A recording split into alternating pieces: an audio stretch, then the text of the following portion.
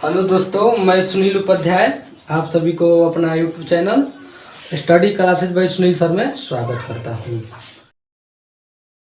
आइए दोस्तों, हम पिछले वीडियो में सदस्य अभिहु के सदस्य पर चर्चा किए थे और अभिहु के डिफिनीशन पर चर्चा किए थे। दोस्तों एक बार सदस्य को फिर से एक बार देख लेते हैं। सदस्य को छोटका ए यानी कि स्मॉल लेटर में AIJ द्वारा इंडिकेट करते हैं। AIJ या AMN द्वारा इंडिकेट करते हैं सदस्य को। स्मॉल a में IJ या स्मॉल a में MN द्वारा सदस्य को अभिहु के सदस्य को इंडिकेट करते हैं। वेयर जहां I या M नंबर ऑफ रो यानी कि हिंदी में रो की संख्या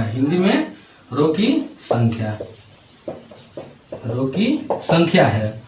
एंड जे या n number of column COLUMN column यानी कि हिंदी में कॉलम की संख्या कहते हैं। I या M रो की संख्या है और J और N कॉलम की संख्या है और सदस्य को स्मॉल लेटर में यानी कि स्मॉल a द्वारा इंडिकेट करते हैं। थोड़ा आप एक बार अभिहु के डिफिनेशन देख लेते हैं। अभिहु के डिफिनेशन हम पिछले वीडियो में बता चुके हैं कि वैसे वर्गाकार क्रिया जिसमें M रो वैसे वर्गाकार क्रिया जिसमें M रो और N रो के रूप में एक निश्चित क्रम में व्यवस्थित किया जाता है। वैसे आयताकार क्रिया जिसमें M रो का मतलब कि अनंत क्षैतिज और N कॉलम दोस्तों N कॉलम का मतलब कि अनंत कॉलम यानी कि अनंत स्तंभों की संख्या। हम अभिहु में अनंत रो और अनंत कॉलम पर चर्चा करते हैं, लेकिन प्यारे दोस्तों डिटरमिनेंट में केवल 2x2 और 3x3 ही का चर्चा करते हैं और मैट्रिक्स में अनंत का चर्चा करते हैं। आइए अब स्टार्ट करते हैं। ऐसे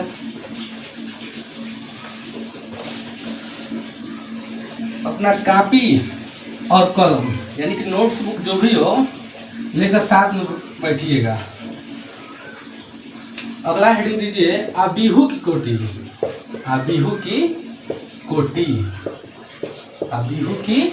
कोटि।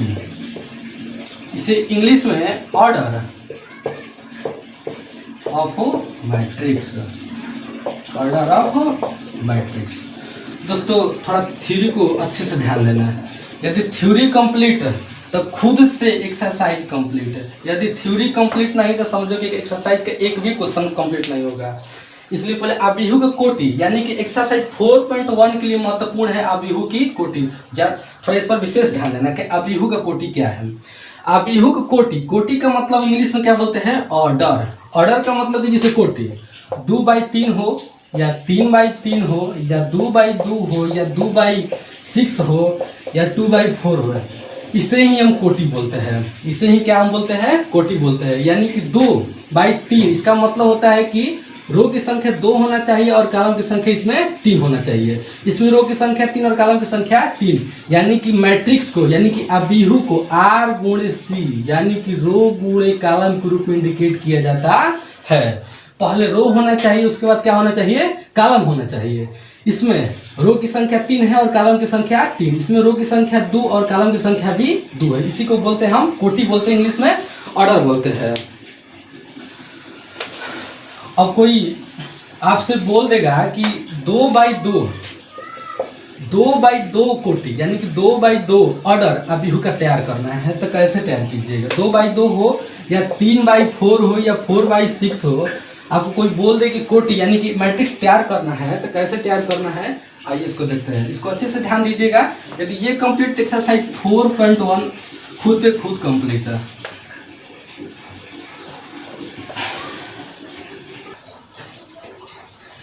दोस्तों 2/2 या कोई बोल दे आपसे कि 2/2 या 3/2 3 क्रम का अभिहु तैयार करना है तो कैसे तैयार करना है थोड़ा ध्यान दीजिए। जैसे हम बोल रहे हैं कि 2/2 क्रम का अभिहु तैयार करना है, क्रम का अभिहु, थोड़ा सा विशेष ध्यान दीजिएगा।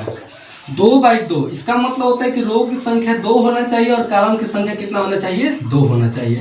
और रो कॉलम हम पिछले वीडियो में चर्चा कर दिए हैं। जो भी छात्र मेरे पिछले वाली वीडियो यानी कि पार्ट 1 वीडियो जो भी नहीं देखे होंगे, डिस्क्रिप्शन बॉक्स में हम लिंक दे देंगे, देख लीजिएगा। इसका मतलब होता है कि रो की संख्या 2 होना चाहिए और कॉलम की संख्या भी 2 होना चाहिए। जैसे 2/2 क्रम का अभिहु, हम अभिहु यानी कि सदस्य को स्मॉल लेटर द्वारा इंडिकेट करते हैं। इसमें 2 रो होना चाहिए। रो के मतलब कि हॉरिजॉन्टल लाइन यानी कि 2 होना चाहिए और कॉलम के मतलब कि वर्टिकल लाइन भी 2 होना चाहिए। जैसे A11 A12 हॉरिजॉन्टल लाइन 2 होना चाहिए, A21 A22। इसको हम पढ़ने के लिए बता दिए कि 11 का मतलब होता है कि सदस्य, वैसा सदस्य जो पहले रो के पहले कॉलम में स्थित हो, वैसे सदस्य जो पहले रो के पहले कॉलम में स्थित हो, वैसे सदस्य जो पहले रो के दूसरे कॉलम में स्थित हो उसे A12 कहते हैं। और वैसे सदस्य जो दूसरे रो, ये पहला R1 है, ये R2 है, यानी कि पहला क्षैतिज ये दूसरा क्षैतिज है, इसे दूसरे रो के पहला कॉलम बोलते हैं, इसे दूसरे रो के दूसरा कॉलम बोलते हैं। जैसे पहला रो दूसरा रो, ये दूसरा रो हो गया, ये पहला कॉलम C1, ये दूसरा कॉलम C2। ये 2/2 क्रम का अभिहु है। कोई आपसे बोल दे कि 3/3 क्रम का अभिहु को तैयार कीजिए, 3/3 क्रम का अभिहु, इसका मतलब कि 3 रो, पहले रो होना चाहिए उसके बाद कॉलम होना चाहिए, यानी कि पहले R उसके बाद क्या होना चाहिए, C कॉलम होना चाहिए। इसमें रो की संख्या 3 होना चाहिए और कॉलम की संख्या कितना होना चाहिए, 3 होना चाहिए। इस A बराबर 3/3 क्रम का अभिहु है। थोड़ा अच्छा लगने के लिए यहाँ पर 2/2 बस लिख देना है आपको। 3/3 क्रम का अभिहु यानी कि रो की संख्या 3 होना चाहिए इसमें। A11 A12 A13 यानी कि हॉरिजॉन्टल लाइन 3 होना चाहिए, 1 फिर 2 नीचे फिर 3, फिर हर वर्टिकल लाइन भी होना चाहिए, 3 होना चाहिए। A11 A12 A13, फिर उसके बाद A21 A22 A23, उसके बाद A31 A32 A33। ये हम लोग का 3/3 ऑर्डर का मैट्रिक्स है, 3/3 ऑर्डर का मैट्रिक्स है ये हम लोग का। पढ़ने का तरीका क्या है, जैसे ये हम लोग A32 को हम लोग डिफाइन करना है। इसका मतलब होता है कि वैसे सदस्य जो तीसरे रो के दूसरे कॉलम में स्थित होना चाहिए।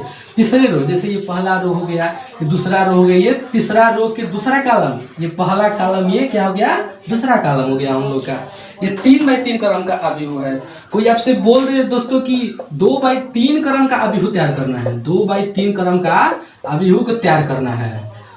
इसका मतलब क्या है कि 2 रो है और इसमें क्या है, 3 क्या है, कॉलम है। जैसे A बराबर 2 रो होना चाहिए, यानी कि हॉरिजॉन्टल लाइन हम लोग का 2 होना चाहिए और वर्टिकल लाइन क्या होना चाहिए, 3 होना चाहिए। जैसे देखिए A11 A12 ये हम लोग का हॉरिजॉन्टल लाइन क्या होना चाहिए, 2 होना चाहिए, वर्टिकल लाइन 3 होना चाहिए। तो फिर ये क्या हो गया, A13 हो गया, फिर ये A21 A22 A23। देखिए इसमें रो की संख्या 2 1 2 हो गया। इसमें कॉलम की संख्या है, एक कॉलम C1 C2 C3, यानी कि ये कितने क्रम का, 2/3 क्रम का ये अभिहु तैयार हो गया। ये हम लोग का अभिहु की कोटि यही है हम लोग का, बस इसको जरा अच्छे से कंप्लीट करना है।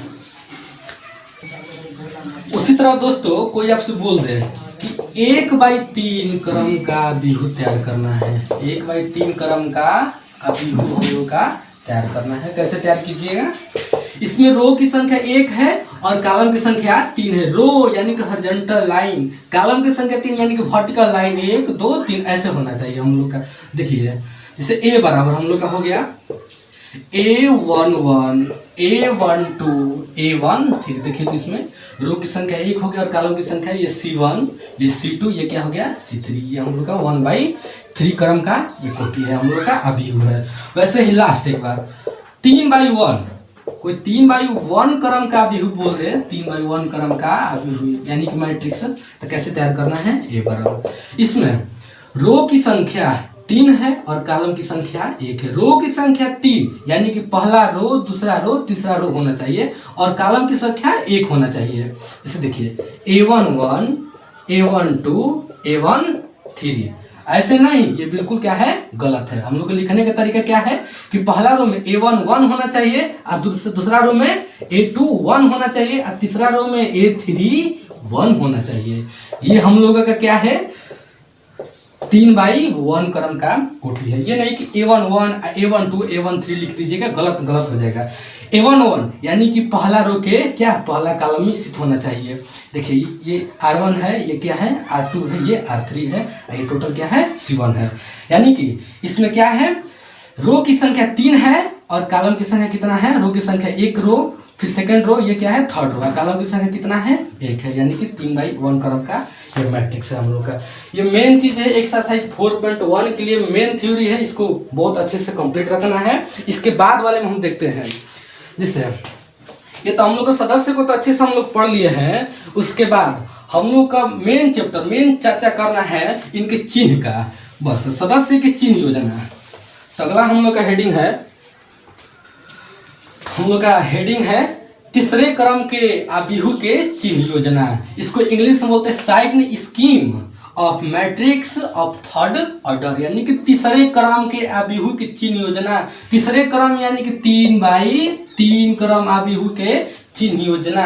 बस चिन्ह योजना कैसे किया जाता है इसको कंप्लीट करना है हम लोग का। चिन्ह योजना यानी कि तीसरे क्रम का चिन्ह योजना के बारे में हम लोग का पढ़ना है अच्छे से। देखिए तीसरे क्रम का चिन्ह योजना, जैसे A बराबर हम चिन्ह योजना लिख दे रहे हैं, plus minus plus minus plus minus plus minus plus. हम तो ये लिख दिए 3/3 क्रम का चिन्ह योजना है, हम तो लिख दिए, लेकिन आपको ये ध्यान देना है कि ये प्रथम प्लस लेके स्टार्ट हुआ है, क्यों नहीं माइनस ले शुरू हुआ है। ये अंत प्लस नहीं हुआ, क्यों नहीं माइनस ले अंत हुआ। बस आपको यही कंप्लीट रखना है। पहले ये कंप्लीट करने से पहले पहले हम सदस्य लिख दे रहे हैं।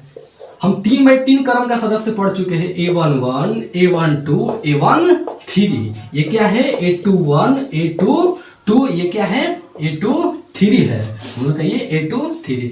फिर ये A31, A32, A33 ये हम लोग का है। ये तीसरे क्रम का सदस्य है, ये तीसरे क्रम का चिन्ह योजना है। बस चिन्ह योजना को हम लोग अच्छे से कंप्लीट करना है।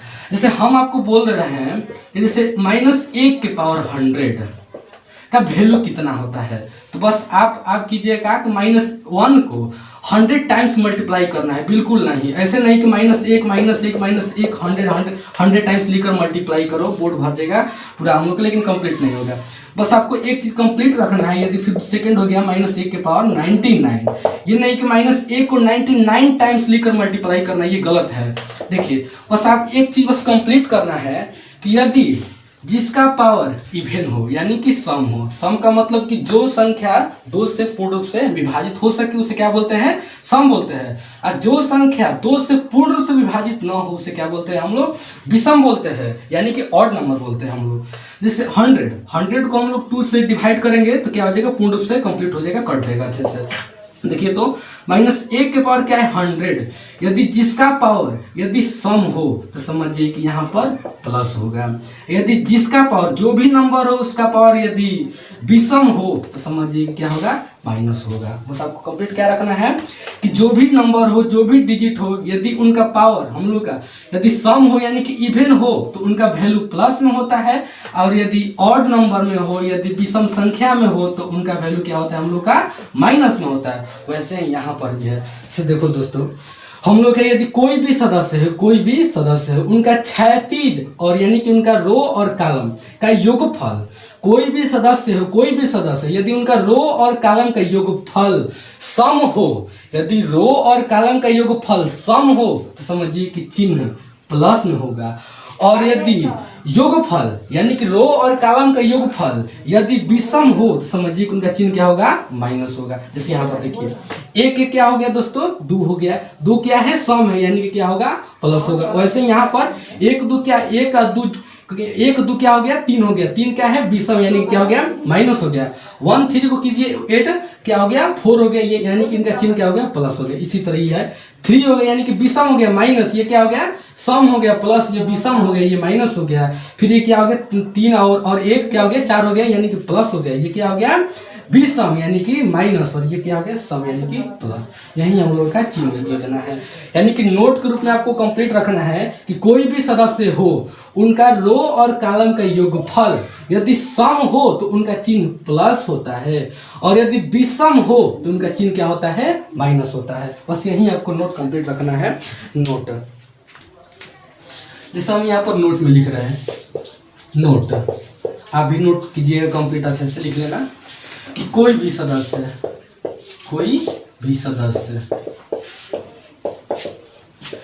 यदि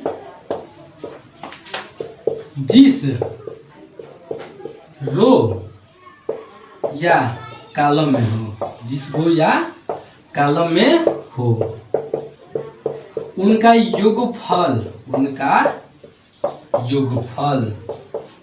एक नंबर में उनका योगफल सम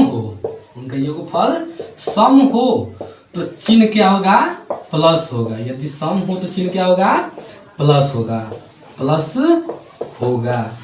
और 2 नंबर में यदि उनका योगफल विषम हो तो चिन्ह क्या होगा दोस्तों माइनस में होगा। चिन्ह क्या होगा माइनस में होगा। कैसे होगा बस यहाँ पर जैसे में देख लेना है, जैसे दिखा दे यहाँ पर जैसे हम A11 है, A11 है, ये पहला रो है ये पहला कॉलम है, इनका योगफल 1 और 1 का एड कितना होता है 2 होता है। इनका योगफल यदि सम हो यानी कि 2 क्या है सम है, 2 क्या है सम है, यानी कि जब सम रहेगा तो चिन्ह क्या होगा दोस्तों प्लस में होगा। चिन्ह क्या होगा प्लस होगा। वैसे ही दोस्तों A12 है, A12 जैसे यहाँ पर देख लीजिए आप A12 यानी कि इनको ऐड कीजिए तो 1 और 2 क्या हो गया 3 क्या है दोस्तों विषम संख्या है यानी कि ऑड नंबर है, और जब ऑड नंबर रहेगा तो दोस्तों चिन्ह क्या होगा हम लोगों का चिन्ह माइनस में होगा। चिन्ह क्या होगा माइनस होगा। चिन्ह क्या होगा माइनस। जैसे यहाँ पर क्या हो गया ये सम है तो प्लस हो गया, विषम है तो क्या हो गया माइनस हो गया। अगला हम देखते हैं दोस्तों, अगला हेडिंग है हम लोग का 2 अभिहुओं की समानता, यानी कि 2 अभिहु बराबर कैसे होते हैं हम लोग का यही ध्यान देना है। और इन टाइप का क्वेश्चन हम लोग का प्रत्येक बुक में है, यानी कि ये थ्योरी कंप्लीट समझिए कि इस टाइप का क्वेश्चन खूब अच्छे से कंप्लीट, यानी कि इनको खूब अच्छे से आपको ध्यान देना है। 2 अभिहु की समानता यानी कि 2 अभिहु एक दूसरे से बराबर यानी कि एक दूसरे से समान कैसे होते हैं। बस देखिए तो यहाँ पर लिख रहे हैं कि 2 अभिहु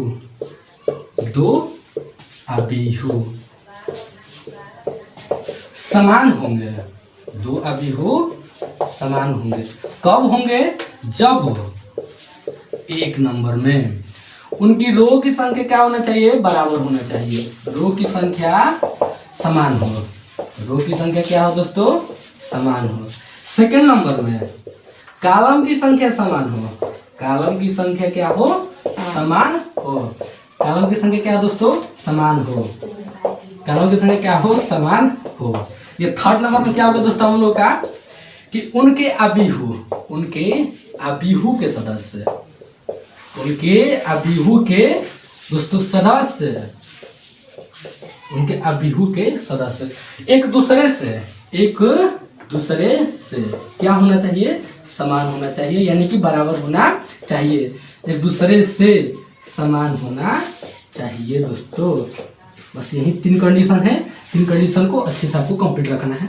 जैसे देखिए तो एक बार हम लोग का हेडिंग क्या है कि 2 अभिहु की समानता है, यानी कि 2 अभिहु समान यानी कि बराबर कब होंगे।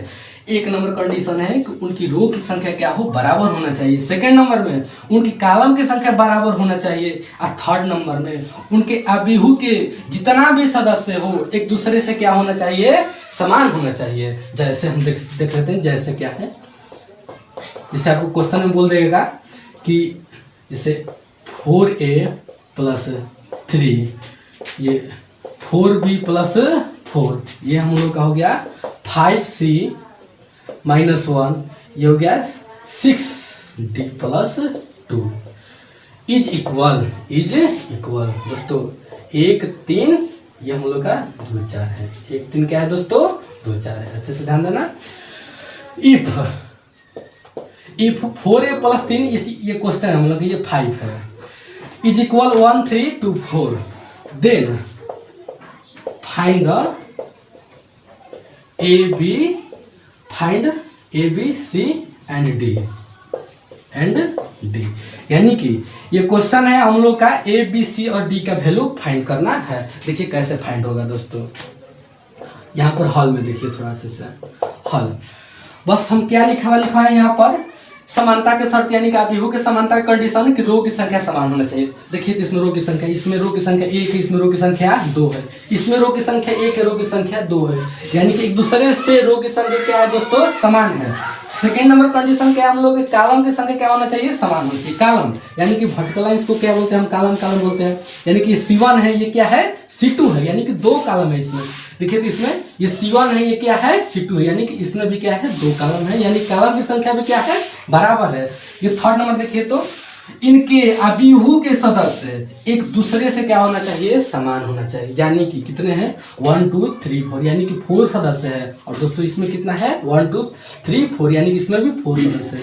यदि कहीं इसमें 5 4 6 8 हो जाएगा 5 4 6 8 हो जाएगा तो बस इनका एक ही आंसर है कि दिस इज एन इम्पॉसिबल, यानी कि यह असंभव है, इसके बाद ये ज्ञात नहीं हो सकता है। इम्पॉसिबल दोस्तों दिस इज एन इम्पॉसिबल लिखिए या डाटा इनवैलिड लिखिए, डाटा इनवैलिड यानी कि यह अज्ञात है, ज्ञात नहीं किया जा सकता है। कब जब इसमें 4 सदस्य हो और इसमें 6 सदस्य हो तो एक दूसरे से इक्वल नहीं है। जब इक्वल नहीं होंगे तो समझ जाइए कि दिस इज एन इम्पॉसिबल, यानी कि इनका आगे हल नहीं होगा।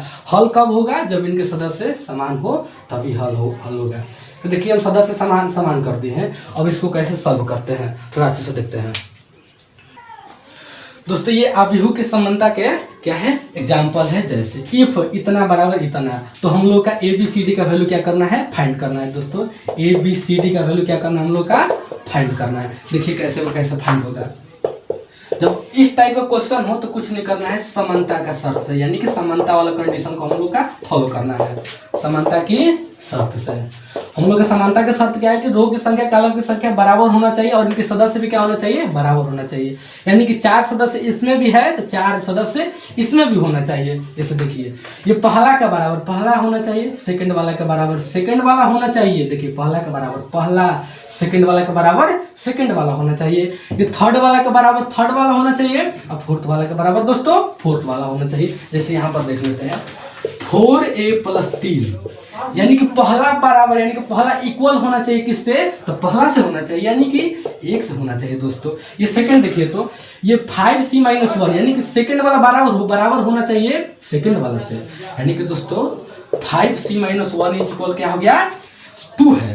ये थर्ड वाला देखिए तो थर्ड वाला बराबर दोस्तों थर्ड वाला से होना चाहिए, यानी कि क्या है 4b + 4 = 3 है।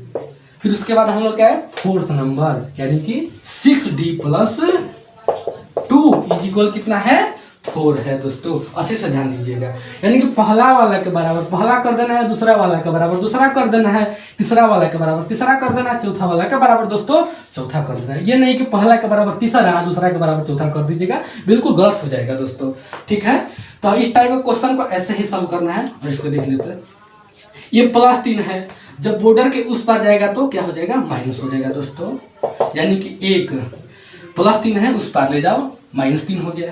अब इसको सॉल्व करो तो 4a 1 में से 3 लेस हो गया, कितना हो गया दोस्तों -2 हो गया दोस्तों।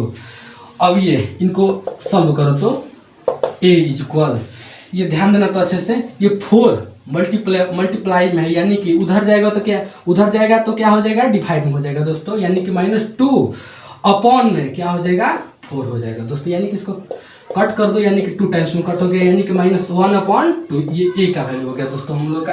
वैसे ही c का वैल्यू फाइंड करना है हम लोग का, ध्यान देना तो 5c ये -1 है, बॉर्डर के इस पार है, यानी कि हिंदुस्तान में है, जब पाकिस्तान में जाएगा तो इसका क्या हो जाएगा चीन सीधे क्या हो जाएगा बदल जाएगा, यानी कि 5c = क्या हो जाएगा हम लोग दोस्तों 2 -1 है, यानी कि इधर जाएगा तो क्या हो जाएगा दोस्तों +1 हो जाएगा, यानी कि 5c इज इक्वल क्या हो गया 3 हो गया। ये हम लोग का गुणा में है, यानी कि जब उधर जाएगा तो क्या हो जाएगा दोस्तों डिवाइड में हो जाएगा, यानी कि 3/5। ये सी का वैल्यू हो गया हम लोग का। वैसे ही फाइंड करना है हम लोग का बी का फाइंड करना है 4b इज इक्वल +4 है, उधर जाएगा तो -4, यानी कि या 4b इज इक्वल 3 में से 4 लेस होगा तो क्या होगा दोस्तों -1 होगा, यानी कि b इज इक्वल कितना हो गया -1। ये गुणा में है तो इधर आएगा तो क्या हो जाएगा डिवाइड में, यानी कि -1/4। ये हम लोग का b का वैल्यू हो गया।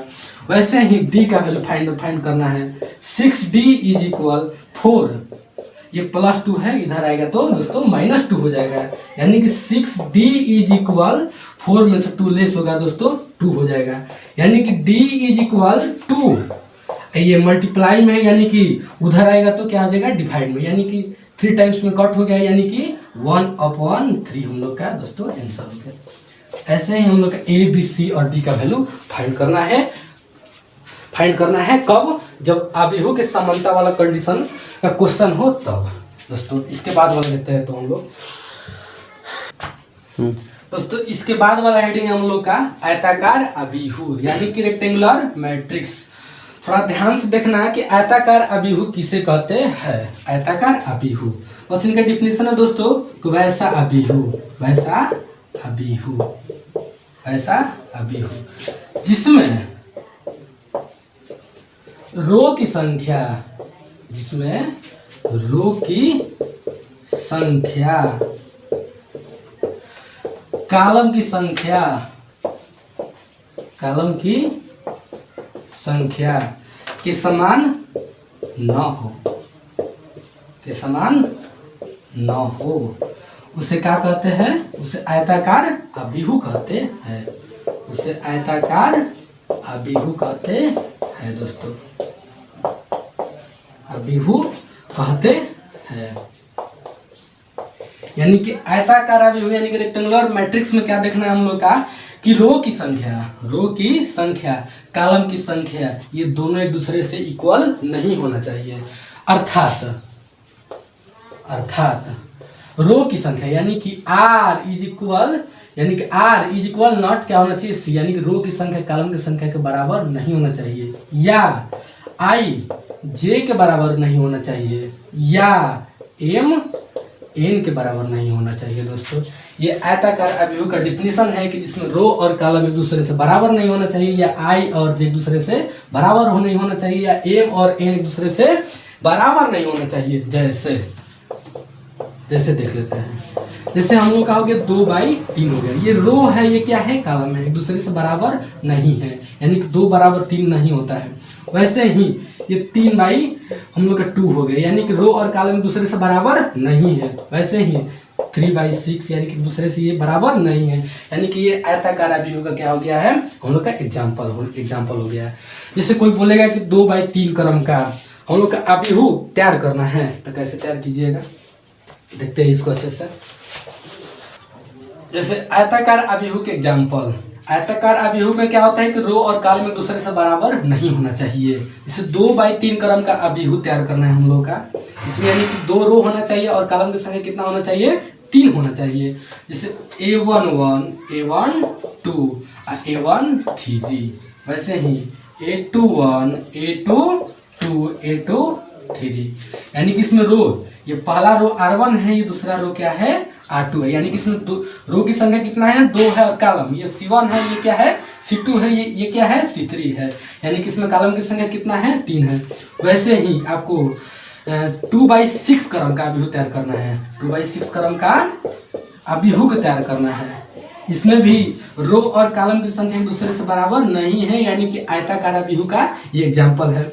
देखिए तो जैसे A बराबर, इसमें रो की संख्या 2 होना चाहिए और कॉलम की संख्या कितना होना चाहिए 6 होना चाहिए। जैसे A11 A12 A13 A14 A15 और A16, ये कॉलम की संख्या हम लोग का 6 होना चाहिए। वैसे ही रो की संख्या 2 होना चाहिए, A21 A22 A23 A24 A25 A26, 6 दोस्तों। इसमें ये पहला रो है, ये सेकंड रो, यानी कि रो की संख्या 2 है, ये C1 है, ये C2 है, ये C3, ये C4, ये C5, ये C6, यानी कि 2/6 का ये 2/6 क्रम का क्या है, ये एग्जाम्पल है। आशा करता हूँ कि ये वीडियो यानी कि ये 2/6 क्रम का अभिहू अच्छे से समझ में आ गया होगा। यदि अच्छे से ये आपको समझ में आ गया होगा तो वीडियो को लाइक कीजिएगा, कमेंट कीजिएगा और सब्सक्राइब जरूर कीजिएगा। और एक हाँ, गोपाल सर का चैनल जो कि स्टडी क्लासेज बाई गोपाल पंडित, ये गोपाल सर का चैनल है, जिस पर केमिस्ट्री का वीडियो और 10th क्लास के मैथ का वीडियो बहुत ही अच्छी तरीके से अपलोड कर दिया गया है। इसे सब्सक्राइब और कमेंट जरूर कीजिएगा।